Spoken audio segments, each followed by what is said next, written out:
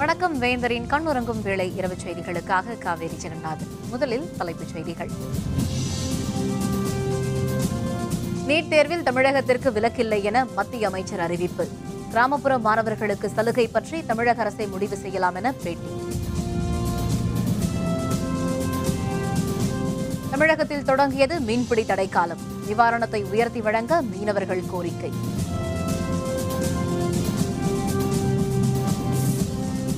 மகாராஷ்டிரத்தில் கடலில் மூழ்கி 8 மாணவர்கள் பலி. சுற்றுலா சென்றவர்களுக்கு நேரிட்ட சோகம். சென்னை வந்தது INS போர்க்கப்பல். மெரினாவில் திரளான மக்கள் பார்த்து மகிழ்ச்சி.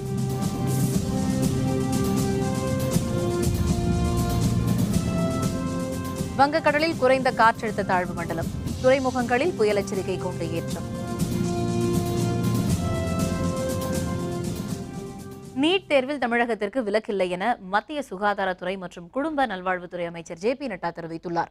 சென்னையில் நடைபெற்ற பாரதிய ஜனதா நிர்வாகிகள் கூட்டத்தில் பங்கேற்ற JP நட்டா தில்லி திரும்பும் முன் விமான நிலையத்தில் செய்தியாளர்களுடன் பேசினார். அப்போது நீட் தேர்வு தொடர்பான அறிவிப்பு கடந்த ஆண்டே வெளியிடப்பட்டதாகவும் இதில் தமிழகத்திற்கு விலக்கு இல்லை என்றும் அவர் குறிப்பிட்டார்.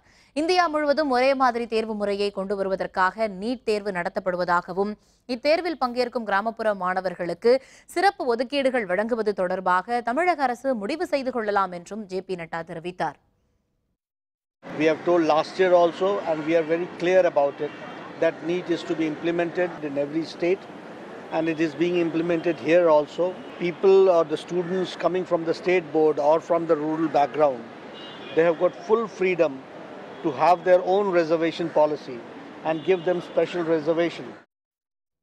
தில்லியில் தமிழக விவசாயிகள் 33வது நாளாக போராட்டம் நடத்தி வருகின்றனர். இன்று விவசாயிகள் தாலி எடுக்கும் போராட்டத்தில் ஈடுபட்டனர். விவசாயிகளின் வங்கிக் கடன்களை தள்ளுபடி செய்ய வேண்டும், காவிரி மேலாண்மை வாரியத்தை அமைக்க வேண்டும், அனைத்து நதிகளையும் நீர்வழி பயண திட்டத்தின் மூலம் இணைக்க வேண்டும் என்பன போன்ற கோரிக்கைகளை வலியுறுத்தி தில்லியில் தமிழக விவசாயிகள் 33வது நாளாக போராட்டத்தில் ஈடுபட்டுள்ளனர். தேசிய தென்னக நதிகள் இணைப்பு விவசாயிகள் சங்கத்தின் ஐயாக்கண்ணு தலைமையில் அவர்கள் தில்லி ஜந்தர் மந்தரில் போராட்டத்தில் ஈடுபட்டு வருகின்றனர். தரையில் உருண்டும் மண்சோறு சாப்பிட்டும் பல்வேறு வகையான நூதன போராட்ட வடிவங்களை அவர்கள் மேற்கொண்டு வருகின்றனர். 33வது நாளான இன்று விவசாயிகள் தாலி எடுக்கும் போராட்டத்தில் ஈடுபட்டனர். பின்னர் செய்தியாளர்களுடன் பேசிய ஐயாக்கண்ணு, தமிழகத்தில் கடுமையாக பாதிக்கப்பட்டுள்ள விவசாயிகளை மத்திய அரசு புறக்கணிப்பதாகவும் தங்களது போராட்டத்தில் அரசியலுக்கு இடமில்லை என்றும் தெரிவித்தார்.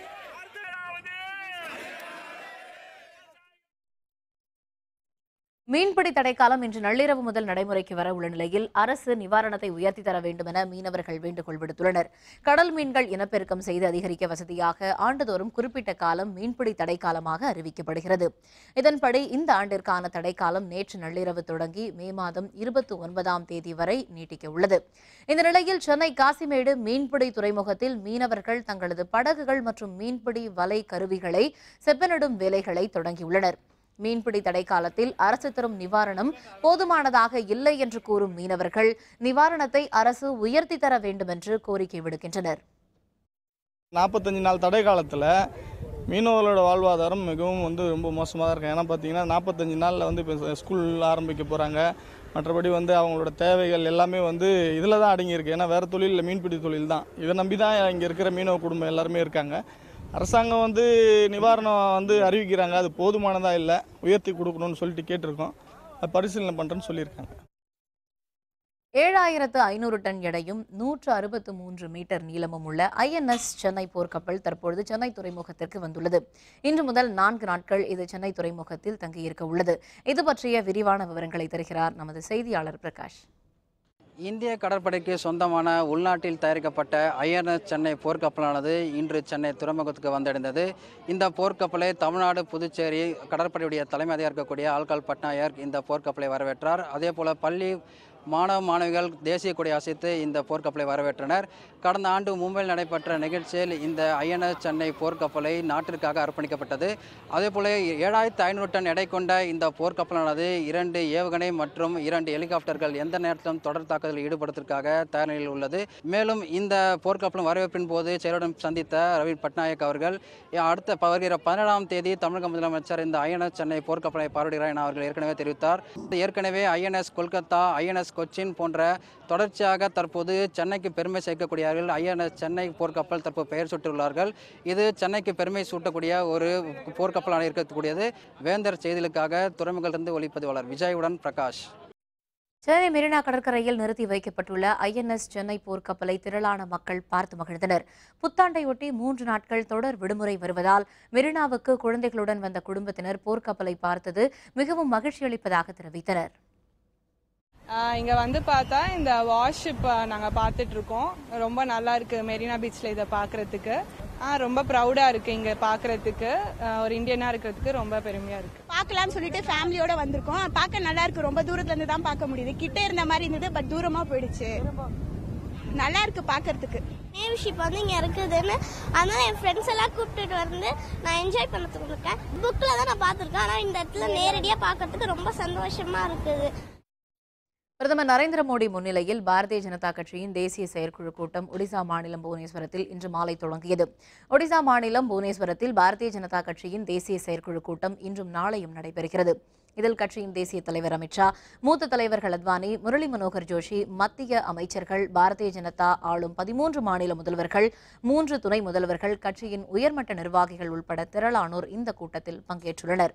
இந்த தேசிய செயற்குழு கூட்டத்தை அத்வானி, பிரதமர் மோடி, அமித்ஷா ஆகியோர் குத்துவிளக்கேற்றி தொடக்கி வைத்தனர்.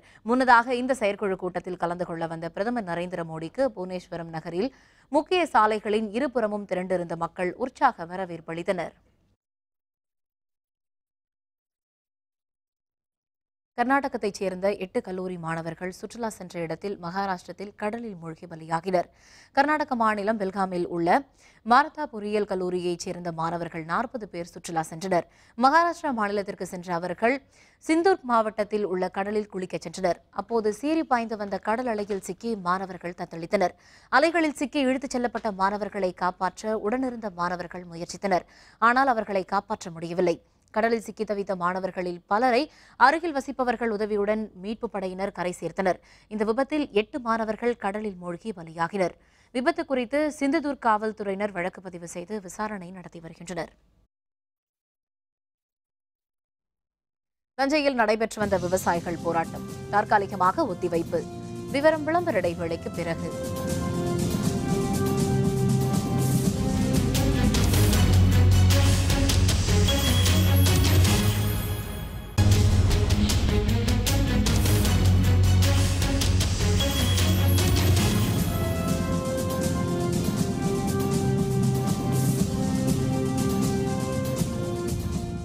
செய்திகள் தொடர்கின்றன. புதுச்சேரி மாநிலத்தில் திருநங்கைகளுக்கு கல்வி, வேலைவாய்ப்பில் இடஒதுக்கீடு அளிப்பது குறித்து நடவடிக்கை எடுக்கப்படும் என முதல்வர் நாராயணசாமி தெரிவித்துள்ளார். புதுச்சேரி கம்பன் கலையரங்கில் தனியார் அமைப்பு சார்பில் உலக திருநங்கைகள் நாள் கொண்டாடப்பட்டது. இதில் கலந்து கொண்ட முதல்வர் நாராயணசாமி பேசுகையில், புதுச்சேரி மாநிலத்தில் பிறந்து வளர்ந்த திருநங்கைகளுக்கு அரசு கண்டிப்பாக அங்கீகாரம் அளிக்கும் என்று தெரிவித்தார். திருநங்கைகள் தொழில் தொடங்குவதற்கு விரைவில் நடவடிக்கை எடுக்கப்படும் என்றும் முதல்வர் நாராயணசாமி தெரிவித்தார். புதுச்சேரி மாநிலத்தில் பிறந்து வளர்ந்த திருநங்கைகளுக்கு கண்டிப்பா எங்களுடைய அரசு அங்கீகாரம் கொடுக்கும். குறிப்பா கல்வியில, வேலை வாய்ப்பில், சமுதாயத்தில் அவர்களுக்கு அங்கீகாரம் கொடுக்க வேண்டியது எங்களுடைய அரசுடைய கடமை. அதை கண்டிப்பா நாங்கள் செய்வோம். எங்களுடைய அரசு கண்டிப்பா செய்யும் என்பதை இந்த தருணத்தில் உங்களுக்கு கூறிக்கொள்கிறேன். காவிரி தீர்ப்பாயத்தை கலைப்பதற்கு எதிர்ப்பு தெரிவித்து தஞ்சாவூரில் காவிரி உரிமை மீட்பு குழுவினர் கடந்த 19 நாட்களாக நடத்தி வந்த போராட்டம் தற்காலிகமாக ஒத்திவைக்கப்பட்டது. காவிரி மேலாண்மை வாரியத்தை அமைக்க வேண்டும், ஒற்றை தீர்ப்பாயத்தை தமிழகத்தில் நடைமுறைப்படுத்தக்கூடாது என்பது உள்ளிட்ட பல்வேறு கோரிக்கைகளை வலியுறுத்தி காவிரி உரிமை மீட்பு குழு சார்பில் தஞ்சாவூர் மாவட்ட ஆட்சியர் அலுவலகம் முன்பு கடந்த மாதம் 28ஆம் தேதி தொடங்கி போராட்டம் நடைபெற்று வந்தது. 19வது நாளாக போராட்டம் நடைபெற்று வந்த நிலையில் செய்தியாளர்களுடன் இன்று பேசிய காவிரி உரிமை மீட்புக் குழுவின் ஒருங்கிணைப்பாளர் மணியரசன் போராட்டம் தற்காலிகமாக ஒத்திவைக்கப்படுவதாக தெரிவித்தார். இதே கோரிக்கைகளை வலியுறுத்தி வரும் மே மாதம் 15ஆம் தேதி முதல் டெல்டா மாவட்டங்களில் ஒரு வார காலத்திற்கு தொடர் ரயில் மறியல் போராட்டம் நடைபெறும் என்றும் அவர் குறிப்பிட்டார். செவிசாய்க்காத மத்திய மாநில அரசுகளுக்கு செவிசாய்க்கக்கூடிய அளவில் அடுத்த கட்டமாக இதைவிட ஒரு வலிமையான அறப்போராட்டத்தை நடத்த வேண்டும் என்று முடிவு செய்து வருகின்ற மே 15ஆம் தேதியில் இருந்து 7 நாள் 5 மாவட்டங்களில் தொடர் ரயில் மறியல் போராட்டம் நடத்துவது என்று முடிவு செய்திருக்கிறோம். இந்த போராட்டத்தையும் கைவிடவில்லை, இதில் வாபஸ் என்ற பேச்சுக்கும் இடமில்லை. இதே கோரிக்கைகளுக்காக வலிமையான போராட்டங்களை தொடங்கப் போகிறோம். முன்னதாக தஞ்சாவூரில் காவிரி தாய் காப்பு முற்றுகை போராட்டத்தில் மாநில இளைஞரணி செயலர் ஜீவா தலைமையில் இந்திய ஜனநாயக கட்சியினர் திரளானோர் கலந்து கொண்டனர்.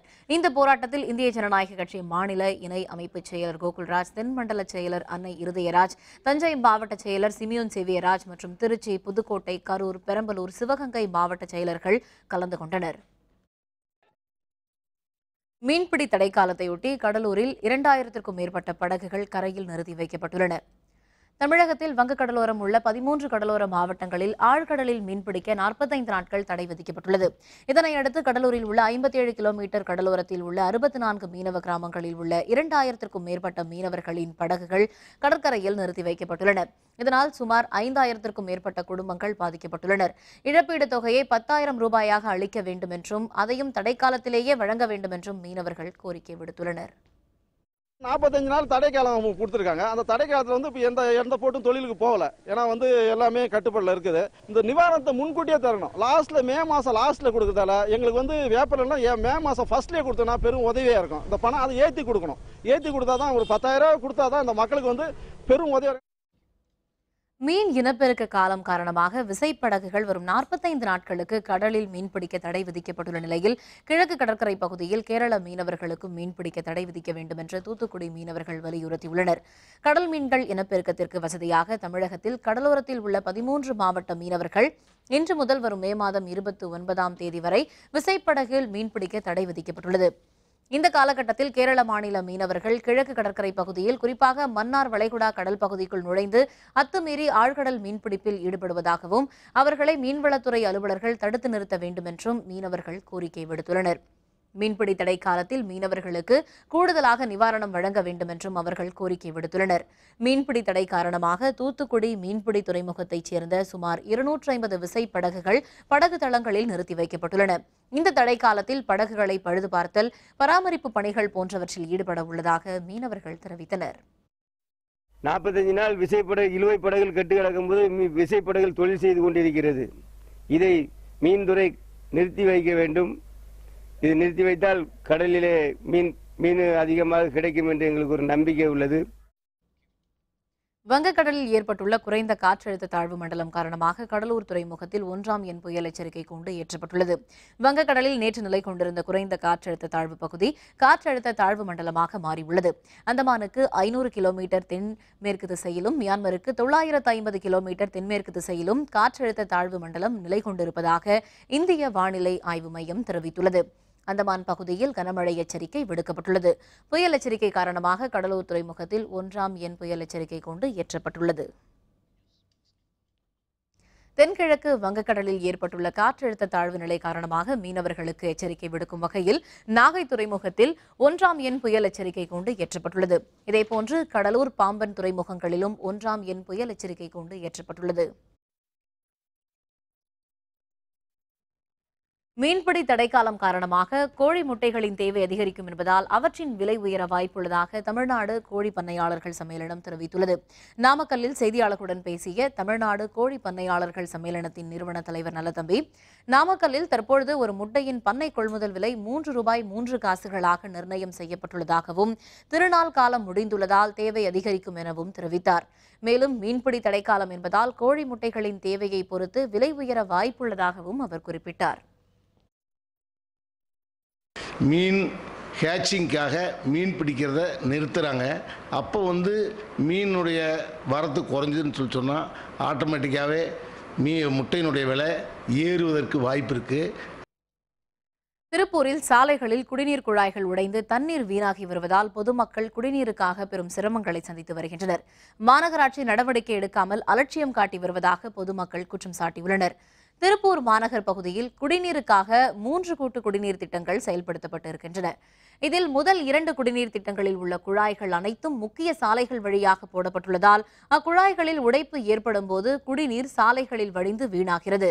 உடைந்த குழாய்களை சரிவர பராமரிப்பு செய்யாததால் பவானி மற்றும் காவிரி ஆறுகளில் இருந்து வரும் நீரில் பாதிக்கும் மேல் சாலைகளிலேயே வீணாக செல்வதாக பொதுமக்கள் குற்றம் சாட்டுகின்றனர். உடைந்த குடிநீர் குழாய்களை சரி செய்யாத நிலையில் கடும் குடிநீர் தட்டுப்பாடு ஏற்படும் நிலை உருவாகியுள்ளதால் மாநகராட்சி இதற்கு உடனடியாக நடவடிக்கை எடுக்க வேண்டுமென பொதுமக்கள் கோரிக்கை விடுத்துள்ளனர். தண்ணிக்கு ரொம்ப பிரச்சனை இருக்குன்னா 5 நாளைக்கு ஒரு தண்ணி வருது. வீட்டில் 1 மணி நேரம் தான் தண்ணி வருது. எங்கள் வீட்டில் பைப்பும் கிடையாது. ரோட்டில் வந்து 2 மணி நேரம் நின்னாலும் 2 குடம் தண்ணி தான் கிடைக்குது ஒரு வீட்டுக்கு. இந்த 10 நாளைக்கு ஒரு 2 குடம் தண்ணி பிடிச்சி என்னங்க பண்ணுறது? ரொம்ப சிரமமாக இருக்குது. வேலைக்கு போயிட்டு அந்த டைமுக்கு தண்ணி வரதும் தெரியுதில்லை. எங்கள் லாரி தண்ணி வாங்குற அளவுக்கு நமக்கு வசதியும் கிடையாது.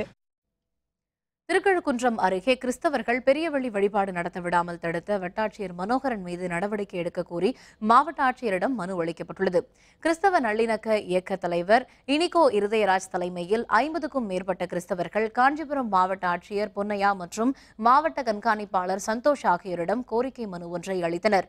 அதில் காஞ்சிபுரம் மாவட்டம் திருக்கழுக்குன்றம் அருகே உள்ள சோகண்டி கிராமத்தில் உள்ள சிறிய மலையில் நேற்று புனித வெள்ளியை ஒட்டி 500க்கும் மேற்பட்ட கிறிஸ்தவர்கள் வழிபாடு நடத்த சென்றபோது காவல்துறையினர் அவர்களை தடுத்ததாக கூறப்பட்டுள்ளது. திருக்கழுக்குன்றம் வட்டாட்சியர் மனோகரன் காவல்துறையினர் துணையோடு புனிதவெள்ளி வழிபாட்டை நடத்த விடாமல் தடுத்து நிறுத்தியதாக தெரிவிக்கப்பட்டுள்ளது. ஈஸ்டர் பண்டிகையை தாங்கள் கொண்டாட உரிய பாதுகாப்பு வழங்குமாறும் மனுவில் கூறப்பட்டுள்ளது. சோகண்டி கிராமத்தில் உள்ள புனித குழந்தை தெரசம்மாள் ஆலயத்தில் நடைபெற்ற வழிபாட்டின் போது சிலர் உள்ளே நுழைந்து அத்துமீறல்கள் செய்து அங்கிருந்த மக்களை அப்புறப்படுத்தினர்.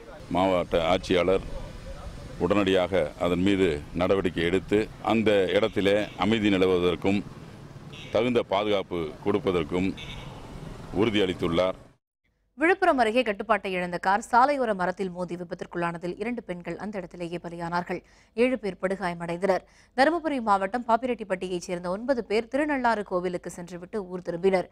விழுப்புரம் மாவட்டம் கள்ளக்குறிச்சி அருகே வந்தபோது காரின் முன் சக்கரம் வெடித்ததில் கட்டுப்பாட்டை இழந்த கார் சாலையோர மரத்தின் மீது மோதி விபத்திற்குள்ளானது. இந்த விபத்தில் காரில் பயணம் செய்த 2 பெண்கள் அந்த இடத்திலேயே பலியாகினர். படுகாயமடைந்த 7 பேர் சேலம் அரசு மருத்துவமனையில் சிகிச்சைக்காக அனுமதிக்கப்பட்டுள்ளனர். இந்த விபத்து குறித்து கீழ்குப்பம் காவல்துறையினர் வழக்கு பதிவு செய்து விசாரணை மேற்கொண்டுள்ளனர்.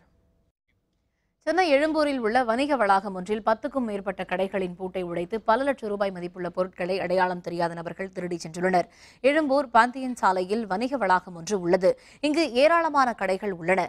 இதில் 10க்கும் அதிகமான கடைகளின் பூட்டு உடைக்கப்பட்டு அங்கிருந்த ஏராளமான மொபைல் போன்கள், கல்லாப்பெட்டிகளில் இருந்த ஆயிரக்கணக்கான ரூபாய் பணத்தாள்களை சிலர் திருடி சென்றுள்ளனர். இதுபற்றி கடை உரிமையாளர்கள் காவல்துறையினருக்கு புகார் அளித்தனர்.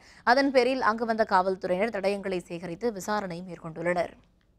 ஷாப்போட கீ எல்லாம் லாக்கெல்லாம் உடஞ்சி கிடக்குது, இமீடியட்டாக வாங்க சொல்லி நான் என்ன பண்ணேன், எல்லாருக்கும் இன்ஃபர்மேஷன் கொடுத்து வந்து பார்த்தா இங்கே எல்லாம் பார்த்தீங்கன்னா லாக்கெல்லாம் உடஞ்சிருந்துச்சு. 25,000 rupees என் கடையில் எல்லாம் லாக்கரெல்லாம் உடச்சி எடுத்திருக்காங்க. தெரிஞ்சவங்க தான் பண்ணியிருக்காங்க. இதனால தான் இப்போ அவங்க என்ன பண்ணிக்காங்க, எல்லாம் வெரிஃபிகேஷன் பண்ணிவிட்டு நாங்கள் சொல்கிறோம்னு சொல்லியிருக்காங்க. ஃபிங்கர் பிரிண்ட்ஸ் எல்லாமே எடுத்து போயிருக்காங்க, பார்த்து சொல்கிறேன்னு சொல்லியிருக்காங்க. சேலம் மாவட்டத்தில் செட்டிச்சாவடி அருகே புதிய மதுக்கடை திறக்க எதிர்ப்பு தெரிவித்து அந்த பகுதியைச் சேர்ந்த பெண்கள் முற்றுகை போராட்டத்தில் ஈடுபட்டனர். சேலம் மாவட்டத்தில் நெடுஞ்சாலைகளில் இருந்து அகற்றப்பட்ட மதுக்கடைகளை வேறு இடங்களுக்கு மாற்றுவதற்கான பணிகளை அலுவலர்கள் மேற்கொண்டு வருகின்றனர். இந்த நிலையில் சேலம் செட்டிச்சாவடி அருகே உள்ள கோம்பைப்பட்டி மற்றும் ஜோதிநகர் பகுதிகளில் புதிய மதுக்கடைகளுக்கான இடம் தேர்வு செய்யப்பட்டு தற்பொழுது கடைகள் கட்டும் பணி நடைபெற்று வருகின்றன. இதற்கு எதிர்ப்பு தெரிவித்து கோம்பைப்பட்டி மக்கள் சாலை மறியலில் ஈடுபட்டனர். சம்பவ இடத்திற்கு வந்த காவல்துறையினர் அளித்த உறுதியை ஏற்று அப்பகுதி மக்கள் கலைந்து சென்றனர். ரேஷன் கடையில அரிசி போடணும்னு கேக்குறோமா, என்ன கேக்குறோம், எங்களுக்கு அதுவும் வேணாம். தண்ணி இல்லைன்னு கூட கேட்கல, சாராய கடை வேணான்னு தான் நாங்க சொல்றோம். இந்த பகுதிக்கு சாராய கடை எங்களுக்கு பாதுகாப்பு வேணும். எங்களுக்கு அதுதான் எங்களுக்கு முக்கியமானது. மற்றபடி நீங்க வந்து எந்த கடை எங்க வேணாலும் வச்சுக்கோங்க, உங்ககிட்ட நாங்க என்ன சலுகை வந்து கேட்கறோமா, அதனால எங்களுக்கு கொண்டபநாயம்பட்டி பஞ்சாயத்துக்கு மது கடை வேணாம். கன்னியாகுமரி மாவட்டம் முப்பந்தல் அருள்மிகு இசக்கியம்மன் கோவிலில் மழை வேண்டி அமிர்தவர்ஷினி ராகத்தினை இசைக்கலைஞர்கள் வாசித்து அம்மனை வழிபட்டனர். கோடை காலங்களில் வெப்பத்தின் தாக்கத்தை குறைக்க மழை வேண்டி பூஜைகள் நடத்தப்படுவது வழக்கம். இந்நிலையில் ஆரல்வாய்மொழி அருகே உள்ள முப்பந்தல் அருள்மிகு இசக்கியம்மன் கோவிலில் மழை வேண்டி தவில் மற்றும் நாதஸ்வர கலைஞர்கள் அமுதவர்ஷினி ராகத்தை இசைத்தனர். மழை வந்து வெப்பம் தணியவும் விவசாயம் செழிக்கவும் ஆண்டுதோறும் இத்தகைய நிகழ்ச்சியை நடத்தி வருவதாக இசைக்கலைஞர்கள் தெரிவிக்கின்றனர்.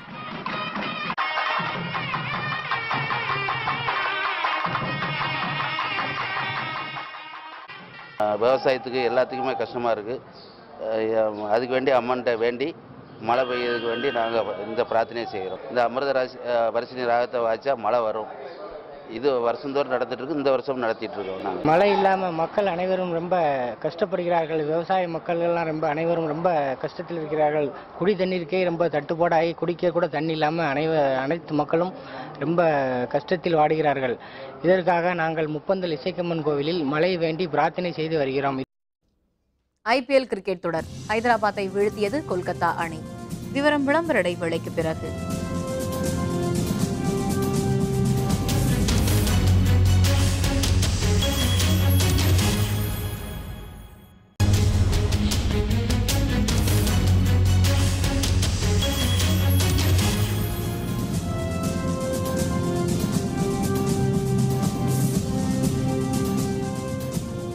செய்திகள் தொடர்கின்றன. இனி அயலக செய்திகள்.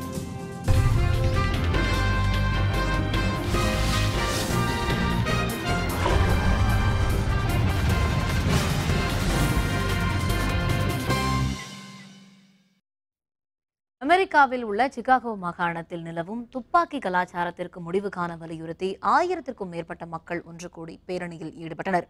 அமெரிக்காவின் 3வது பெரிய நகரமாக சிகாகோ விளங்குகிறது. எனினும் அங்கு துப்பாக்கி கலாச்சாரம் பெரிய அளவில் நிலவுகிறது. நிகழாண்டில் மட்டும் 900க்கும் மேற்பட்டோர் துப்பாக்கிச் சூட்டில் பலியாகியுள்ளதாக கூறப்படுகிறது.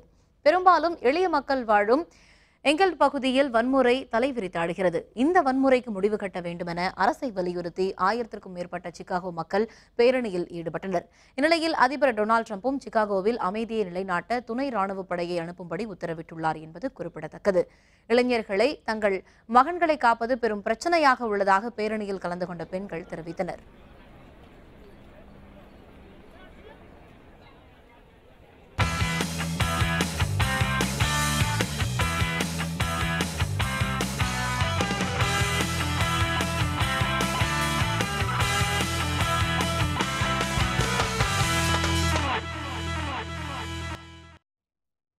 IPL கிரிக்கெட் தொடரின் 14வது லீக் போட்டியில் ஹைதராபாத் அணிக்கு எதிரான ஆட்டத்தில் 17 ரன்கள் வித்தியாசத்தில் கொல்கத்தா அணி வெற்றி பெற்றது.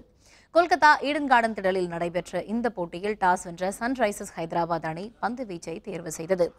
முதலில் பேட்டிங் செய்த கொல்கத்தா நைட் ரைடர்ஸ் அணி 20 ஓவர்களில் 6 விக்கெட்டுகள் இழப்பிற்கு 172 ரன்கள் எடுத்தது. அதிகளவாக ராபின் உதப்பா 68 ரன்கள் எடுத்தார். ஹைதராபாத் பந்து வீச்சாளர் புவனேஸ்வர் குமார் 3 விக்கெட்டுகளை வீழ்த்தினார்.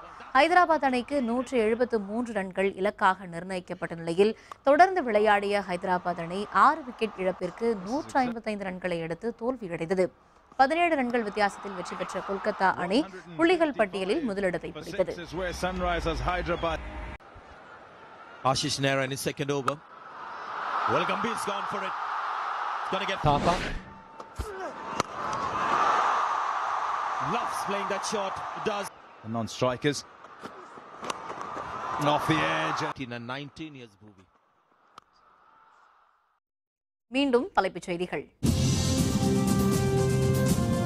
நீட் தேர்வில் தமிழகத்திற்கு விலக்கில்லை என மத்திய அமைச்சர் அறிவிப்பு. கிராமப்புற மாணவர்களுக்கு சலுகை பற்றி தமிழக அரசு முடிவு செய்யலாம் என பேட்டி. தமிழகத்தில் தொடங்கியது மீன்பிடி தடைக்காலம். நிவாரணத்தை உயர்த்தி வழங்க மீனவர்கள் கோரிக்கை. மகாராஷ்டிரத்தில் கடலில் மூழ்கி 8 மாணவர்கள் பலி. சுற்றுலா சென்றவர்களுக்கு நேரிட்ட சோகம். சென்னை வந்தது INS போர்க்கப்பல். மெரினாவில் திரளான மக்கள் பார்த்து மகிழ்ச்சி.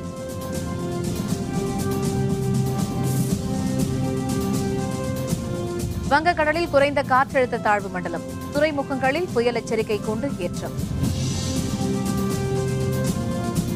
இத்துடன் வேந்தரின் கண்ணுறங்கும் வேளை இரவு செய்திகள் நிறைவடைந்தன. மீண்டும் நாளை காலை 8 மணிக்கு இளங்கதிர் காலை செய்திகளில் சந்திப்போம். வணக்கம்.